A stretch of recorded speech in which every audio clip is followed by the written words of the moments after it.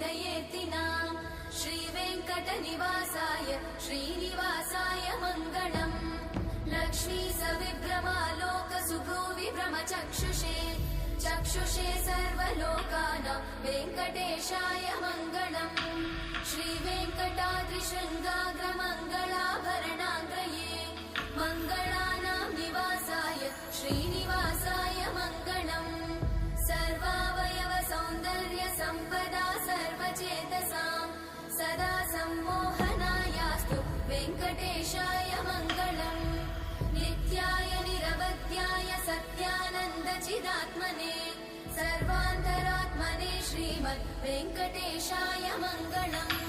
स्वतः सर्वविदे सर्वशक्तये सर्वशेषिने सुलभाय सुशीलाय वेङ्कटेशाय मङ्गलम्।